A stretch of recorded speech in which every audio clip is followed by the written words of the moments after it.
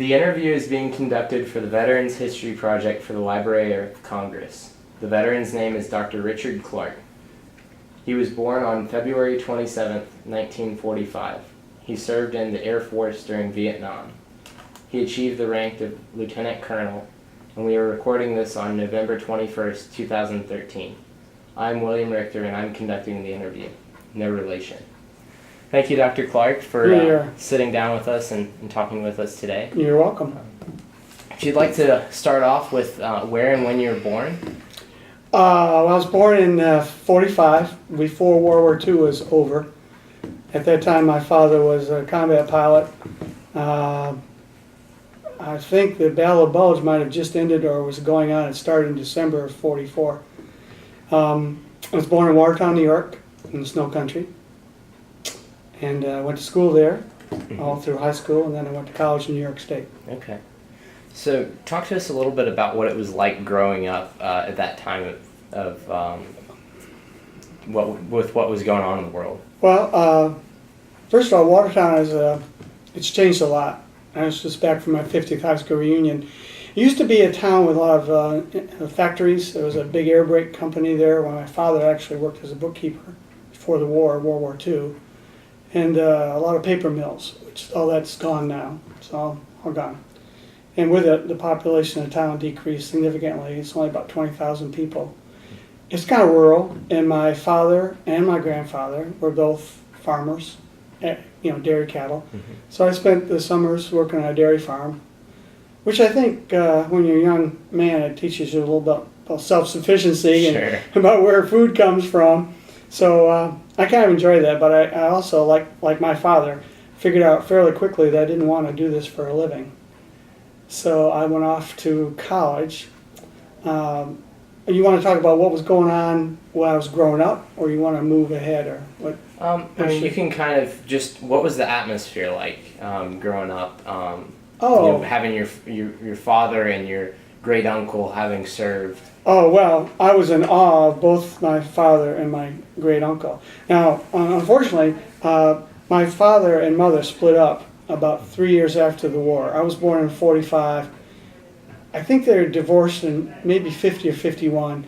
And it turned out that he came back from World War II well scratch. After flying 76 combat missions, he was very fortunate. His plane got shot up a lot. He lost a lot of friends. But he was fine. So he came back to Watertown and got out of the Army Air Corps. There was no Air Force at that time. The Air Force wasn't really established until 1947. So he came home and went back to work in the air brake company as a bookkeeper. Without, didn't have a college degree. Sure. Decided he didn't like that. He really liked flying planes, and he really liked the military. So he wanted to get back in, and my mother was a hometown gal, real close to her parents. She was an only child. And she went with him. He went all the way to California. He went back in the Army Air Corps. In fact, it might have been the Air Force by then. Yeah, it was, because it was after 1947. So they went to Riverside, California, and according to the stories I heard from her mother, my grandmother, she tried to be a military wife, but some women and spouses in general just not cut out for that kind of life. And I was just a little kid running around. So they divorced, and I didn't really get to know my father until I was a young adult. I would see him every year. I'd visit him. He was stationed at various bases in the United States, and then he went overseas. So I'd lost track of him when he was in Japan for 3 years. He was in Greece for 4. So I didn't see him a lot during those days. But he remarried, and it was fine. He always told me that my mother gave him the 2 best gifts she could: me and a divorce. So anyway, I grew up with my mother and my grandparents in a kind of a duplex, middle class. My mother worked. She was, in those days, a lot of women didn't, but she did. She had no choice, really. So it was, except for the nuclear threat during the Cold War and our relationship with the Soviet Union, things were pretty great growing up in a small town. Ride your bike everywhere. It was really no crime. It was real safe. Biggest deal when I was a kid, of course, was the Cuban Missile Crisis, and that was 62, I believe, when I was a junior in high school, and that was pretty scary for everyone alive. And so Did you all do any drills? Yes, we during that did. time? We did a lot of drills. But going back to my father, he retired as a full colonel. He stayed in the Air Force for 27 years. And his uncle, my great uncle, Bruce Clarke, who is a book about him, he retired as a 4-star general. And he was a farm boy like my father and kind of like me. But he was more full-time. And he got into West Point somehow or other and ended up as a 4-star general. He played a significant role in Patton's army during the Battle of the Bulge, which maybe we'll get to later. Okay. So anyway, I was all my father. Here combat pilot, so that's what I wanted to be. So I got into college, and I quickly got an ROTC. And after a couple years, I got in the advanced corps and found out that my eyes had deteriorated quite a bit. Too much studying. I don't know what it was. It's just the way it goes. Yeah. So I wasn't able to fly, but I accepted an ROTC commission. I accepted a scholarship. I was one of a few students that qualified for a full tuition scholarship. So I took the scholarship, went in the Air Force, in administrative, a logistics transportation job. It wasn't my first choice, but somehow that's the way the military operates. They needed that skill, and I had a math background, so I guess I figured I could, do some load planning and crunch numbers and stuff like that. The only really good thing that happened as far as my dream sheet, where I wanted to go and what I wanted to do after my commission. I wanted to go to California. From northern New York, I wanted to get out of the snow. And of course at that time, the music, there's a lot of music by the Beach Boys, and I was a big Beach Boys fan. I thought it'd be really cool to go to California. Learn how to surf, So I did. My first assignment was in San Bernardino, California. It's where I met my wife. So that turned out really good. Okay. And we've been married happily for 43 years. I have a son and a daughter, but both educated and growing up on their own now. Okay. And we'll continue to go through your roles and everything, and then we'll come back and talk about your great uncle. Would you like to do that? Sure. Okay. Just fire away, whatever you want to talk about. So continuing on, then, you want to talk about what were your specific duties? What did you do when you were there in California? Well, it's really amazing. And you come out of college and you're young, and you really don't know anything. You might think you do. If you're halfway intelligent, you know how much you don't know. And I knew that I knew very little about being an officer in charge. The very first thing, 2 weeks out of college, this is the Vietnam days. So guys were getting commissioned and going to active duty right away. So 2 weeks after graduation, I find myself in California. I drove all the way by myself in a little Mustang convertible. Got out to California, first duty assignment, and they said, okay, you're going to be in charge of this section. It's called load planning and our reporting, where we produce all the reports, the manifests that go on the airplane, because you're a college graduate. There was 60 people in that unit. There were men, women, there were Hispanic men, Hispanic women of various ages, civilians that were employed by the Air Force. A bunch of young enlisted guys and some old, grizzly old sergeants. And all of a sudden, I was the boss, right? And I had never been the boss of anything before. I had a few mundane jobs in my fraternity, but nothing of this nature at all. And nothing really in college prepared me for this kind of leadership. I mean, ROTC is great, but when you get out there, boy, it's sink or swim time. So. And what did you learn about leadership from that experience? I learned a couple things. One, it's when you're starting out, it's okay to make mistakes. As a second lieutenant, they expect you to make mistakes, but you need to listen to your senior non-commissioned officers. And sometimes you have to side with them against, sometimes the non-commissioned officers are pretty rough on the young enlisted guys. And as a second lieutenant, you're pretty close in age with these enlisted guys. You might be 3 or 4 years older, but the senior NCOs are a lot older. They might be, I was 22. These guys are 40. Mm-hmm. So sometimes I wasn't sure what the right thing to do was, but I sided with the senior NCOs. And that got me through until I learned enough. The other thing I learned about leadership is I think this applies in any situation. If you're the boss, I think it's important to understand what everybody that works for you does and be able to do it yourself. So I want to learn how to drive forklifts. I want to learn how to operate. In those days, I'm not even sure you call it a computer. It was a hardwired machine produced by IBM, and you put these punch cards in, and it had information about the cargo and information about the passengers, and you read the cards in through a reader, and it would produce a report, and you could not change that report without rewiring the boards. So I had young, really smart guys, kind of like IT guys, who worked for me. And then I had some older women that were real meticulous and did all the data entry. But we had to produce the records, the reports. And until the cargo manifest or passenger manifest was correct, plane couldn't leave. And that was a big responsibility for a second lieutenant. And we had to do it in a hurry. Certainly. So, and if the plane got delayed, I mean, you got in a lot of trouble for that. And we're sending everything you can think of to Vietnam. Helicopter blades, food, explosives, ammunition, clothing, anything and everything came through it was called an aerial port. Mm-hmm. And there are 3 of them on the West Coast. There was one up near Seattle, one near San Francisco, and the one I worked was 60 miles east of Los Angeles. And those were the main ports where everything that went by air flowed to Southeast Asia. Okay. So that was my first job. And I also was in charge of figuring out what should go on the airplane based on priority and weight, and how to balance the load so the plane would fly. Right. Another big job. Understand. So I was a math minor. Okay. So in those days we had to calculate by hand. It was like physics, like a teeter-totter, the weight and moments, the distance, and you had to know the center of gravity of the plane, like a balance point. The plane would, like a teeter-totter. So that's what I did, and I did that for a couple of years. Okay. And if you'd like to talk about what did you major in, and how did that help you apply with that? Yeah, I started out in engineering, but that was a little bit difficult for me, so I hung on to the math. I almost had enough credits for a math major. Mm-hmm. So I ended up with a math minor, and my major field of study was psychology. Okay.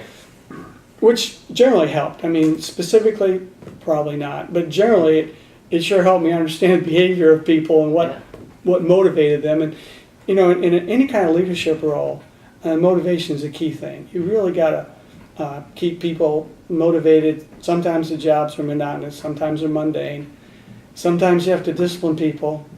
Unfortunately, in California, there was a drug problem even back in the late 60s, and people in my unit, you know, punched holes in airplanes with forklifts, which was very bad.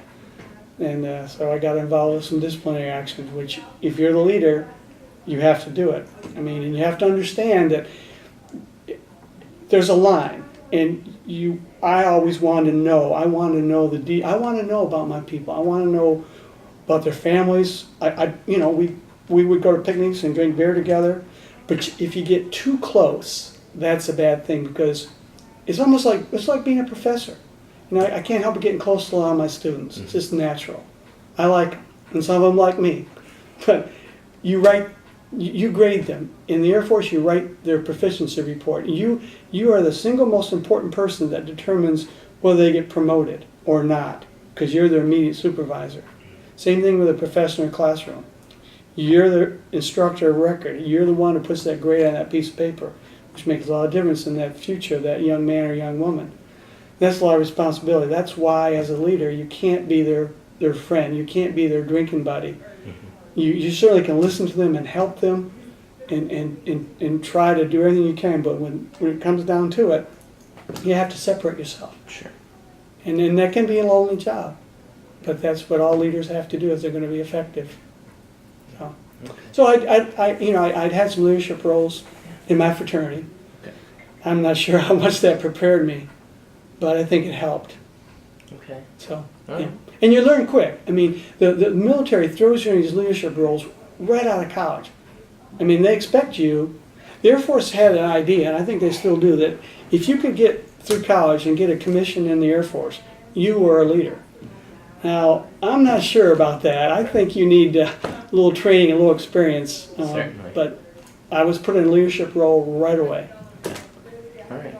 So you talked about your role in California. Where do we go from there? Okay, well, while I was in California, the unit I was in was, they were flying the most modern Air Force transport at the time. It's called the C-141. Pretty good sized airplane. And I got what they call additional crew member orders. It wasn't a pilot or a navigator. But I went on 3 or 4 flights, which followed the cargo. We had some problems with losing things, you know.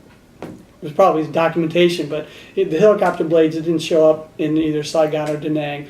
So I was sent by the squadron commander along the route of the plane.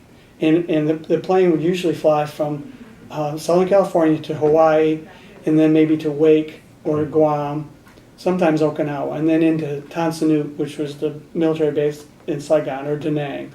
I went on 2 or 3 of those missions into Vietnam and stayed there each time overnight. But I only had, when people ask me the question, were you in Vietnam? The answer is yes. I had 3 overnight flights in Vietnam. So we'd land, I would spend the night, and I'd try to figure out why they were not receiving the cargo. Was it a paperwork problem, or did they really get it? And then I'd get on the next flight going back east towards Southern California. So that was it. And then when I got ready to rotate, myself and another, by that time I was a first lieutenant. I'd been in 2 years. And I thought for sure I'd get orders to Vietnam, because everybody was going that way. So myself and another guy in the unit, he got orders to the Philippines. And I got orders, I got orders to the Philippines. He got orders to Korea. And the base in Korea was an isolated 12-month assignment. And the assignment in the Philippines was 18 months, and you could take your wife. Well, he was married, newly married, and I wasn't. And he was a friend of mine. So we started talking, we swapped assignments. The Air Force didn't care. We had the same skill set, same rank, everything. I went to Korea on a remote assignment, and he went to the Philippines. So when I went to Korea, I was stationed at a base that's now closed outside of Seoul. It used to be the main port of entry for all the military people, all the cargo, mail, everything. Everything came through this, and we shared the runway with what is now International Airport in Seoul. Base was called Kimpo, and that was my overseas assignment. So I went to Korea, and I served there a little over a year. Okay, excellent. And so what was it like being in Korea? Did you interact with any of the locals? And It was scary. Okay. I got there, and it was a long flight, on a military charter flight out of Seattle Tacoma Airport. After saying goodbye to my almost fiancée in Southern California, it was hard to do. I remember that at the time that I couldn't help the song. I think John Denver wrote it, but it was recorded by a lot of people. It's called "Leaving on a Jet Plane." That was sort of our, when I was dating my wife, that was sort of our song. I was always going somewhere, so this was permanent. I was going away for a year. So I got to Korea, and I remember arriving in the daylight, and it was hot. It was in the summer. It's really humid there. And I was really exhausted. So, after typically they meet you and blah, blah, blah, and say hello, but, they said, go to your room and get some sleep. Well, the rooms are like, they called them hooches. They were like galvanized metal buildings. I think there were like 8 of us to a building with a common latrine in the middle. Just a little room, a bed, and a desk. And these hooches were really close to the runway. So I'm laying down, trying to sleep. I was exhausted. All of a sudden, I heard gunfire, and I thought the Koreans were invading from the north. I mean, I really did.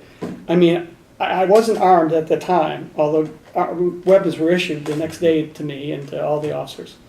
So I rolled under my cot, scared to death because I didn't know where the fire was coming from. Well, it turned out that right across the runway, the Korean Air Force was lining up their sights on their F-86 combat aircraft. They were firing at a target away from me, but no more than 200 yards away. And I thought that we were under attack. But I'd only been in Korea for like 4 hours. And when I got there, sandbag bunkers. I got to Korea not long after the United States Pueblo was seized, and the North Koreans took that Navy ship and held all those guys. So Captain Butcher, whatever, And they finally released him, and they walked across the Freedom Bridge at the Panmunjom, which was a DMZ separating North and South Korea. It was a scary time because there were threats of attack, there were infiltrators, there were killings up on the demilitarized zone, which was only a stone's throw. And where we were at that base, if the North Koreans decided to attack Seoul, they would have attacked our base right away. And we were like a 3 or 4 minute jet flight from the nearest North Korean MiG base. So we all were shoot weapons, although I don't think you can shoot down a MiG with a M16 or a 45. Yeah. That's all we had as officers and enlisted guys too. So that was a scary time. And while I was there, I was running the terminals, the passenger terminal, which would be equivalent to like the airport manager at Greenville, Spartanburg, on a little smaller scale. And there are a couple things that happened of note. One day, we had an airplane parked real close to my terminal, right behind my office actually. And this plane was, I can't remember where it was supposed to go, but somehow or other, some Koreans got on board with loaded weapons, and they hijacked the plane. Wow. Yeah. And they threatened, the crew was on board, and there were a lot of people on board. Some were military, some were not. I think the plane was on its way to Japan, at a base, an Air Force base over there. They got on board. There were 4 of them, and they were heavily armed. How they got on the... in those days, we loaded Korean military guys to go to Saigon, to go to Vietnam. It was called a Tiger Battalion. And these guys took their weapons with them on these contract flights. So we had... It wasn't like today. Where you know, yeah. Besides that, it was wartime. Yeah. This was 1968 or 69. So the plane was hijacked right outside my terminal, and they were, the military police were called. The Korean army came. They surrounded the plane, and then they started to negotiate. So for 2 days, we couldn't leave the terminal. We had to crawl around the terminal so we'd be underneath the windows. Because if they started shooting, they could shoot easily through those terminal windows. So all of a sudden, my little air passenger terminal became a combat zone, and I was armed with a loaded 45, which I had never fired except on a firing range. Finally, they negotiated a settlement, and the passengers were allowed off the plane. And they filed off the plane one by one, and when they came through the terminal, I was the first one to greet them. And they all ducked as soon as they got through the door, like we all did. I was pretty hungry because there wasn't much to eat there for almost 2 days. 2 days. Yeah, we couldn't leave. They barricaded the terminal, couldn't leave. Finally, it was a peaceful negotiation. They took the plane and the crew, and they flew to North Korea. And the North Koreans kept the plane and the defectors, but they released the crew. So the crew was allowed to return to the South. So it was a scary time, and I was really glad to get out of there, because my worst fear is that the Korean War was going to restart during the time I was there. Right. And I would have been right on the front lines. Right on the border. Right on the border. No place to run or hide. So, and we had sand bunkers. We had sandbag bunkers everywhere. And did you all prepare for, if the North Koreans were to invade? Did you prepare, do drills, etc.? Yeah. The orders of the day were hold your position. And I thought, that's just probably not going to work. It's like the Alamo, stand and fight. Yeah. Look at your 45. Look at my 45, and here come the MiGs, and here comes the Korean army. I'm going to shoot at them with my 45. Now, I probably would have got in my little truck and headed south if that were possible. But it was extremely military. We worked 16, 18-hour days, 6 days a week. There wasn't a whole lot of time off. So it wasn't Vietnam, but it was still, I thought, a dangerous place to be for a year. Okay. Anything else you'd like to talk about with Korea? Another leadership example. Sure. Okay, well, being in charge of the passenger terminal, we had a little small, rustic, distinguished visitor lounge for civilian visitors that were part of the Department of Defense, the Secretary of the Air Force and the Secretary of defense would come. Everyone would come to Korea. They wanted to visit and go on a shopping tour. There was lots of good bargains in those days.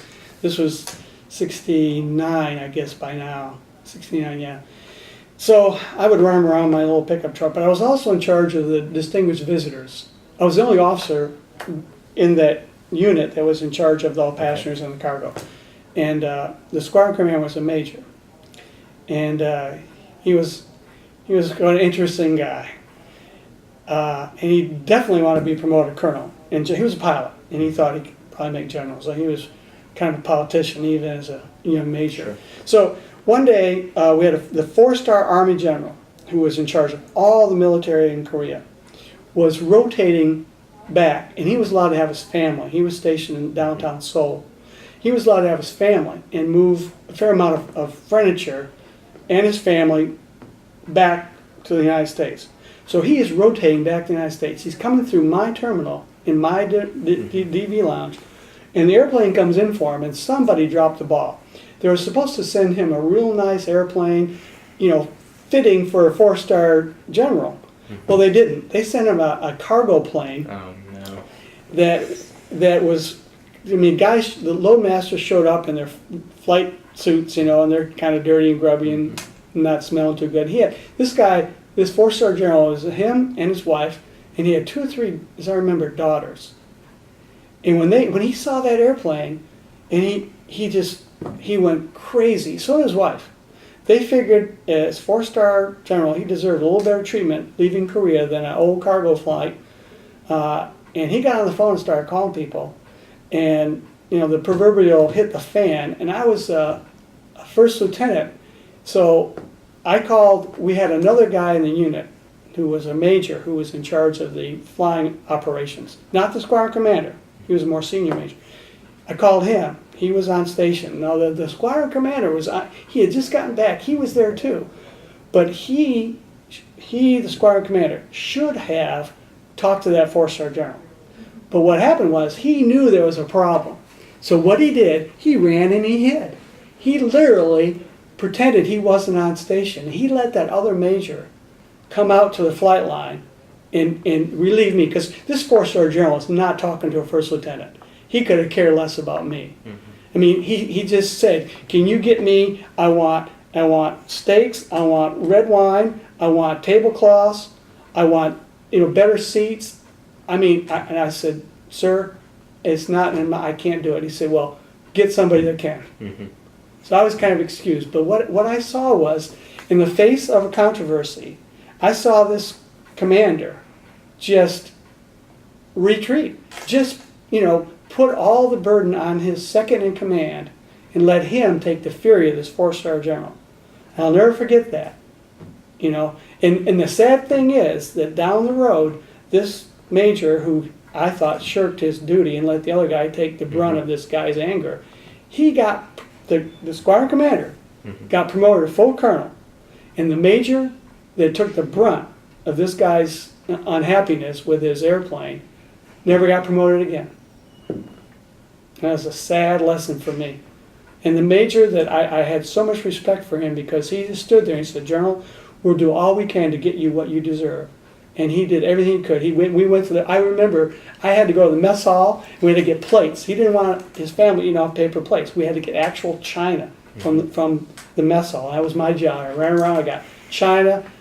And I don't know if we found any wine or not, but we did find some better food than the box lunches that they were going to give them. But the guy in charge of the unit just let the other guy. Yeah. He let the other guy, be the fall guy, and I thought that was the wrong thing to do. I lost respect for him after that, but I respected the other guy, and I liked him a lot. He was a really good guy, and I was real sorry he didn't get promoted again. Definitely. Yeah. So that was another interesting little story that happened while I was there. Yeah. So you got to be careful dealing with 4-star generals. Yes, sir. All right. So moving on, where did life take you next? Well, after that, I came back. I got a headquarters job in the military of command, which was parent command of my unit, and I became a staff officer, working through a colonel for a 2-star general, which really I think helped my career.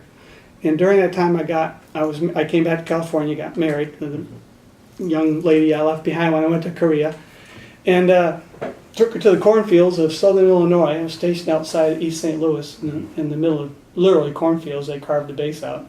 It's called Scott Air Force Base. Worked there at headquarters of the Military of Command. Had a couple good jobs. Worked for some great people. They sent me off to leadership training down in at Maxwell Air Force Base in Alabama. Then I came back, finished my tour.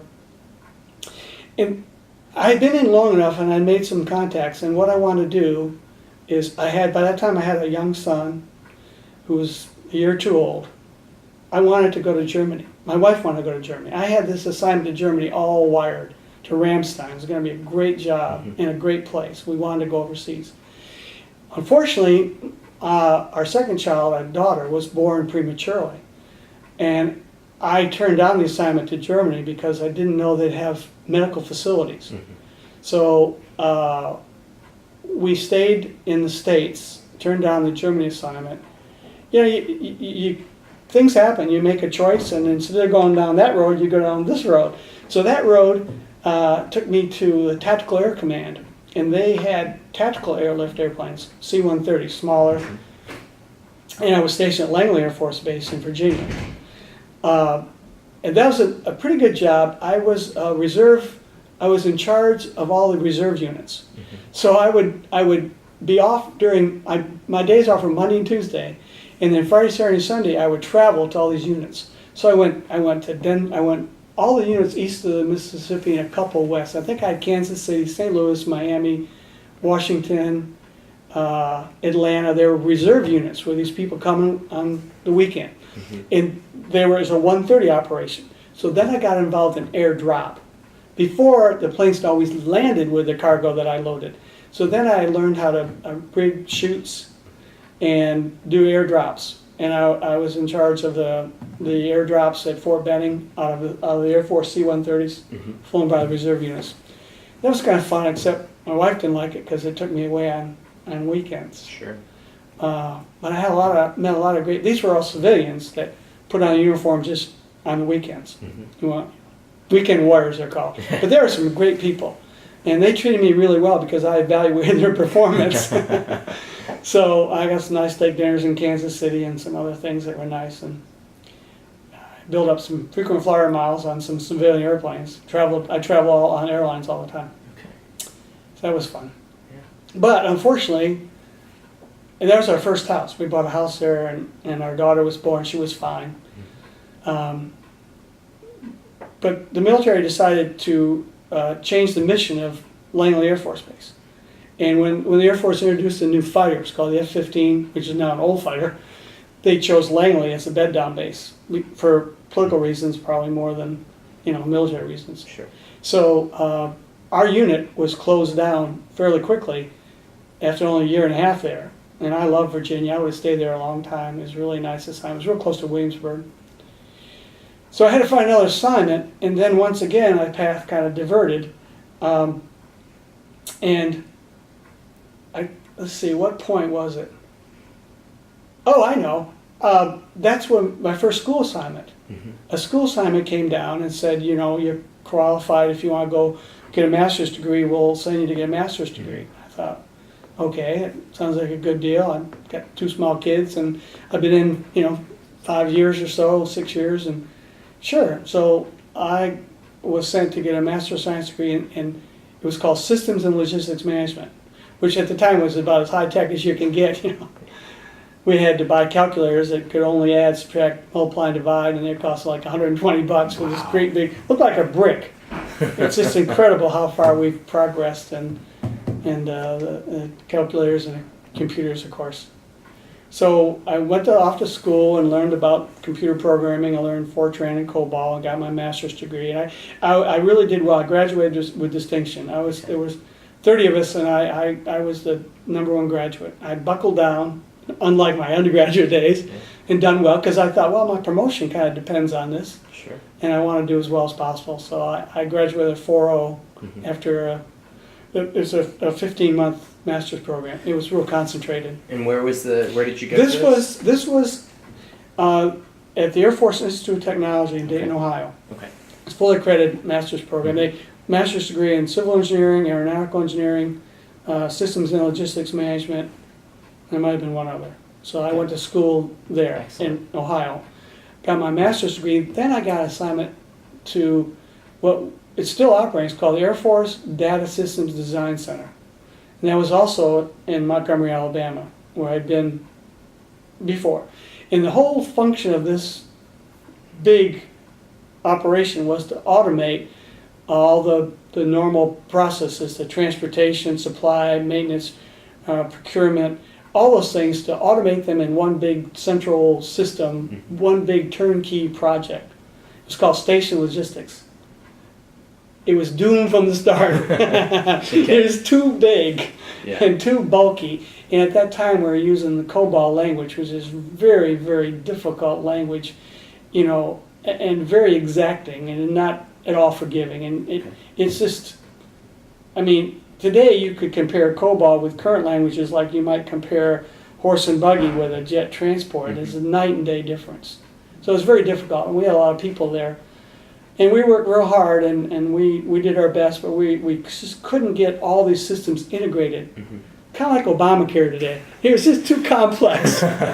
So our little website didn't work out too well. Finally, somebody at the Pentagon decided this was a waste of taxpayers' money, and we did manage to have some small successes in automating certain processes, but not everything all at once. Sure. So it was all integrated, and everybody could see what I was doing. That came much later.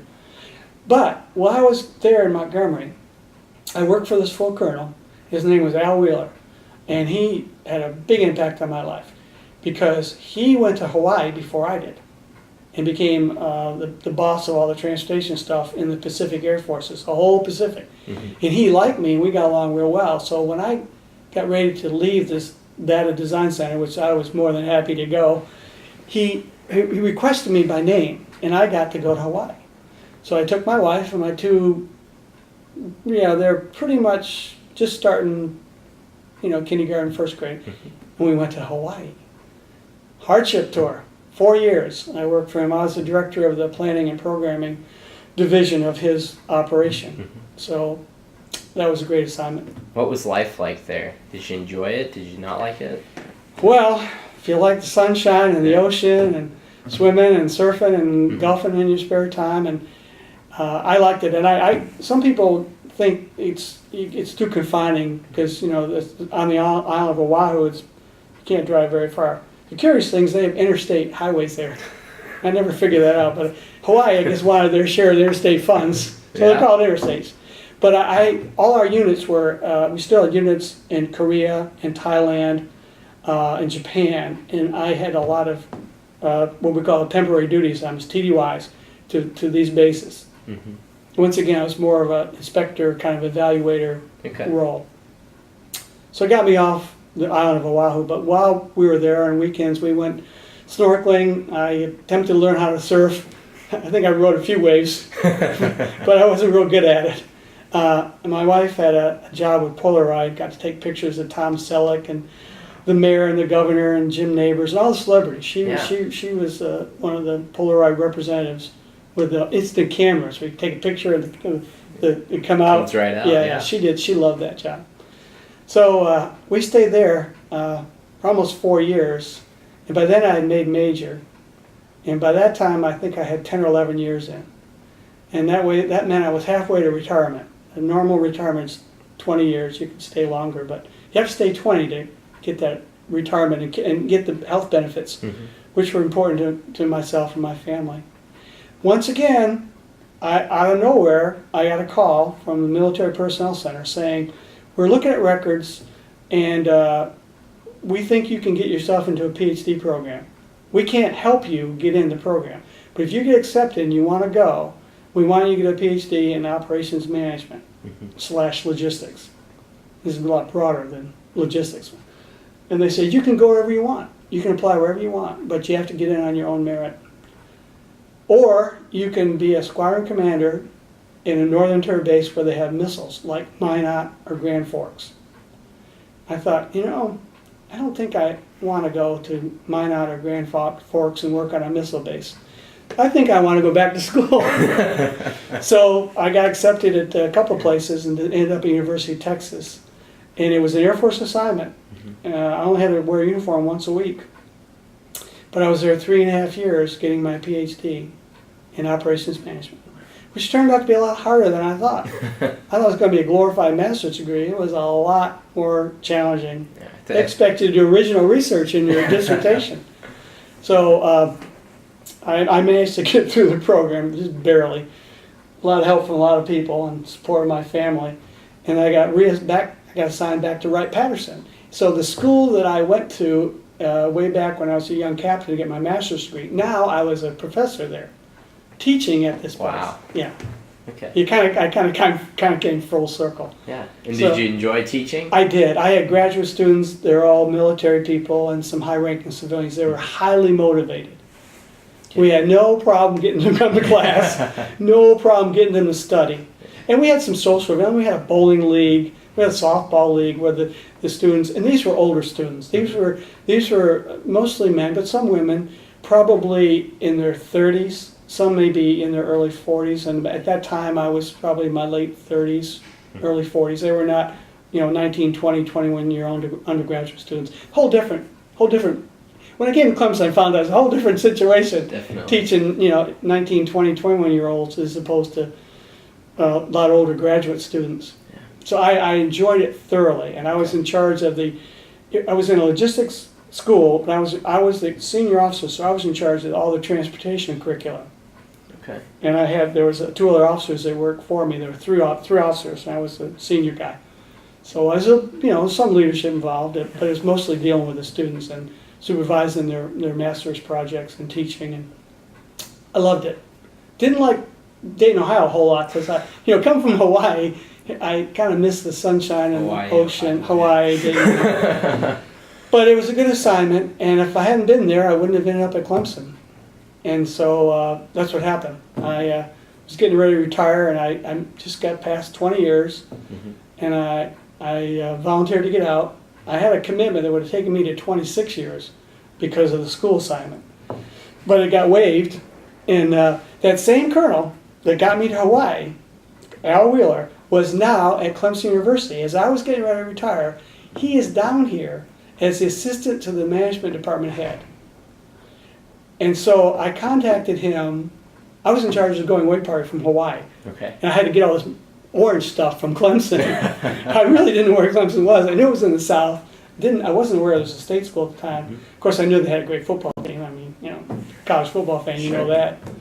So this was in '88, and it was 7 years after Clemson, of course, won the single national title.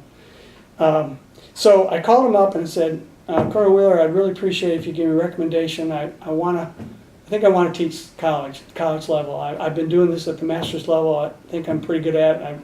I want to continue an academic career as opposed to getting in business. And I said, I think I want to teach at the University of Hawaii. And he said, well, that'd be nice, but we have an opening in the transportation logistics area here at Clemson. Why don't you come down for an interview? We'll pay for it. Come on down, take a look, see what you think. So the same colonel that got me to Hawaii, which is a great assignment, also got me to Clemson. So, and he's just a fabulous man. I mean, he's just the kind of guy that, just a great guy, great guy. Okay. So that's how I got to Clemson. And going on from there, if you want to talk briefly about your involvement with Clemson, what you've done while you were here, courses, anything like that? Well, I developed some new courses, a graduate level course in supply chain management. I developed a new course in the transportation area, and I was in charge of the transportation area, used to call them area concentrations. And what I really tried to do, because transportation is a very applied skill as a part of the supply chain management field. Do a lot of good jobs, and they actually entry level pays pretty good. So I tried to work with industry. I quickly tried to make some contacts. I joined local professional groups. I've joined 2 of them, and they sponsored meetings in Greenville where I could take students, and they would actually pay the students. I mean, they pay for the students dinner. You get to meet them and greet them. And so from those contacts, just going there and taking students, I set up an internship program. it wasn't like a formal internship program, but I made it part of all my courses. So I said, well, you can write that 20-page paper, or you can choose to do, and I had it all lined up. You know, by the time I lined up, you can go to this company and see these people, and you had to put enough hours in, and then you had to. I wanted an end of action report, and I wanted military talk. Ideally, I wanted a briefing. I wanted you to, and most of them did it. I wanted you to come and tell the class about your experience working with the company, what you learned, what you saw, how you helped them, and I'm going to hear from the guy that supervised you. So that's what I did. I kind of set up my own internship project, and by the time I finished, I had almost 80 students that had done some kind of internship, and a lot of them got jobs. I mean, just by meeting people, going to these meetings in Greenville, I tried to convince them you should start your professional career your sophomore year. Don't wait till you graduate. Start networking, meet people, go to these meetings, do an internship project. So it was I thought a great success, and I got a lot of accolades. I don't know if it helped me a lot getting promoted, but I did make tenure finally. I got a lot of accolades, but at the time, the emphasis was and still is on research. So my sacrifice was, instead of doing a lot of academic research, I spent a lot of time working with students, going to meetings, and setting up internship projects. Okay. So I didn't do enough research to get promoted to full professor by the time I retired. Okay. But I did get promoted to associate, and I did make tenure. So that was okay. Excellent. Yeah. All right. And if you want to briefly, before we go into your father and great uncle, do you want to have any other reflections on your military service that you'd like to share? Let's see. I told you the story about the hijacked plane and the scary time in Korea. I'm so grateful to get on a plane and fly out of there. What a relief. And the four-star general and his disappointment with the airlift services back home. Off the top of my hand, I can't really think of anything other than what we've already discussed. Sure. My career was kind of mundane. Well, there's a lot to it there. Yeah, and I did have the great opportunity to go back and get a sponsored master's and a sponsored PhD, and still get promoted, and so it was a great career. I mean, I really enjoyed it. Okay. Well, would you like to start with your father or your great uncle? My father. Okay. My father. Here's a picture. Okay. I don't know if you want. Do you want me to show you this picture? You can show it, and then. Okay. This is what I looked like when I got commissioned as a second lieutenant. Okay. This is what I looked like when I was getting ready to retire. About the same. Not a whole lot of difference. This is what I look like. I did it in about 4 or 5 years. In the picture is my father, who at the time was the base commander of McGuire Air Force Base, a very large base in New Jersey. And he was issuing to me the oath of regular commission as a permanent captain in the United States Air Force in his office after New Year's in January. I'm not sure of the year now. It's probably the early 70s. He'd just gotten back from Greece. He'd been a commander in Greece, and now this was his final assignment after 28 years in the military. And he started out in the Army Air Corps and got his wings in 1943 and ended up flying 86 combat missions. Several of them were in support of the beleaguered troops during the Battle of the Bulge. And, as you know, there were a lot of days they couldn't fly, but as soon as they could fly, they left their base. They were stationed at Saint Tron in Belgium. And what we did for him, my wife and I, we put together this little book. I don't think you can see some of the pictures, but when he turned 90, we blew up a big picture of him and the day he graduated from flight training. And most of these pictures are too small, I think, for you to see.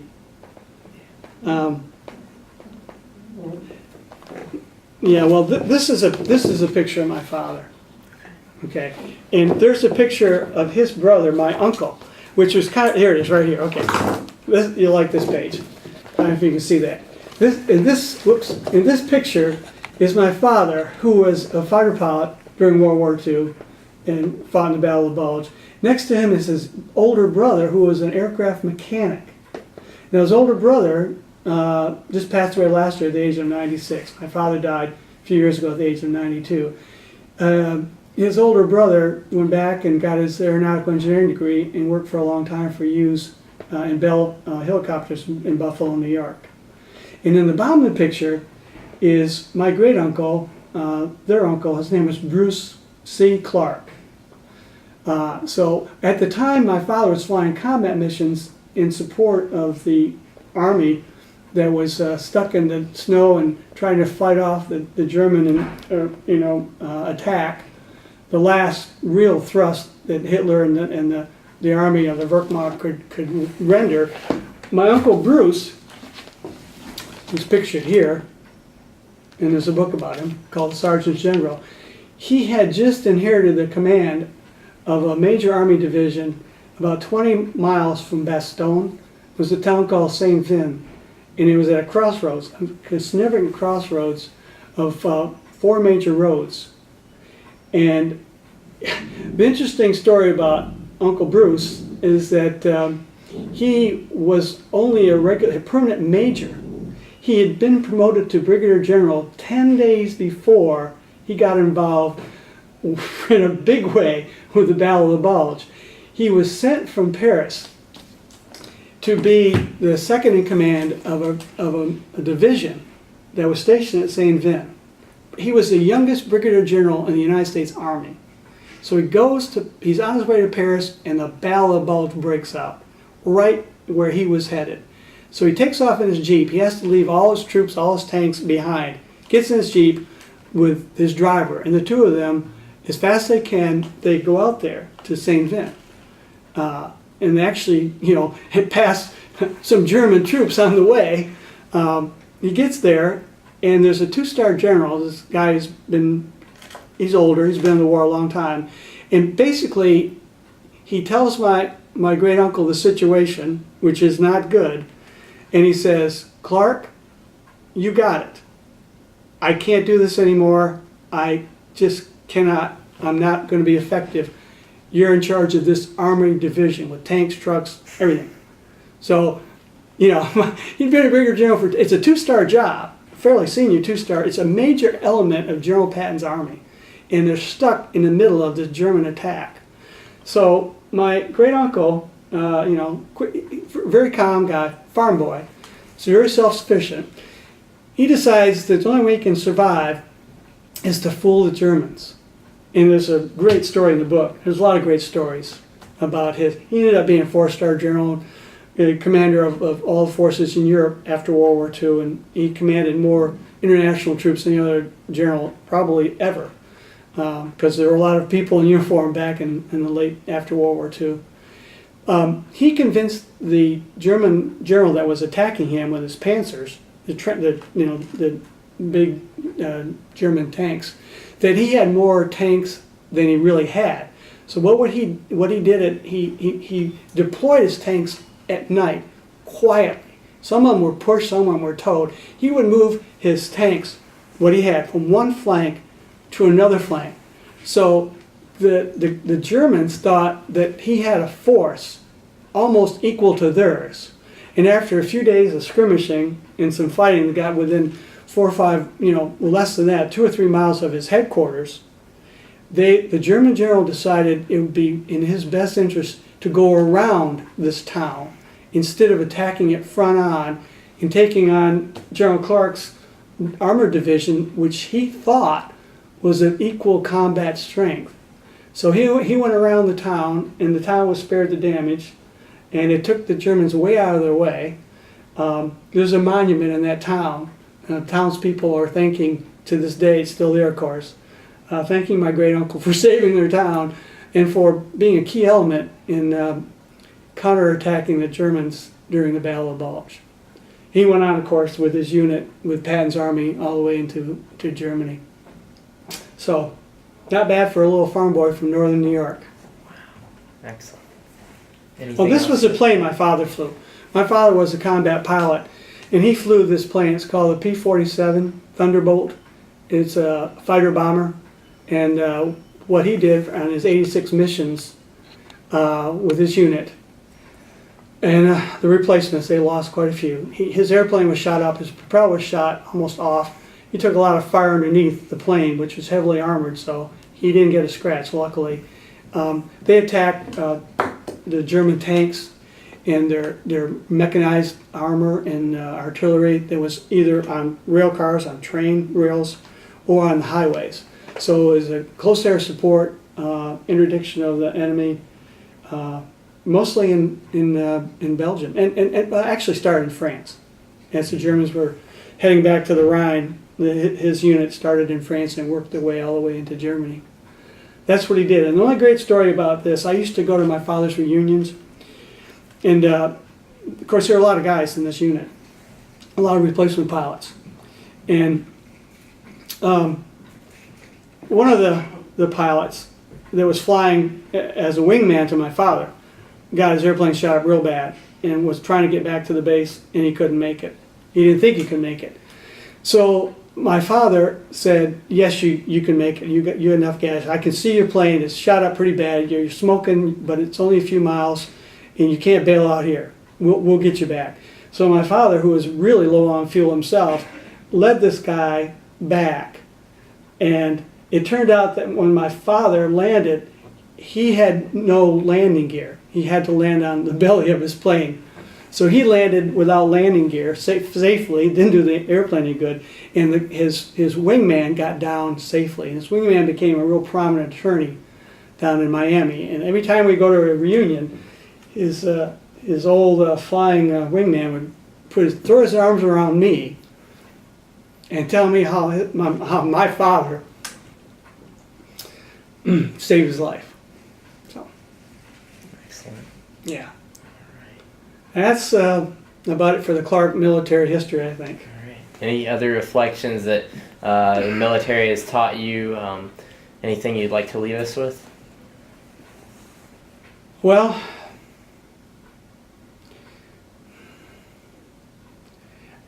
there's a lot of responsibility in a leadership position. I don't know to this day if leaders are born or if they're made. If they just happen to be in a situation that calls for them to take on this role, and they just do it. Although I have seen people that have had the formal position of leaders turn away when there's a crisis, and other people who are the informal leaders, based on their strength of character, take over and really be the effective leaders. So I don't know, I always thought it was a combination of your character, your personality, your communication skills, your intellect, and a desire. Some people have a lot of skills and they're certainly smart enough. They don't want the responsibility. So I think to be an effective leader, all these things are necessary, but you have to want to do it. You have to want to be willing to take responsibility for the lives of others, at least in the military situation, and the welfare of others in a civilian situation. And take that responsibility, and that is not for everybody. All right. Dr. Clarke, thank you so much for sitting down with us. Yeah, you're Thank welcome. you for serving our country and everything that you do. You're welcome.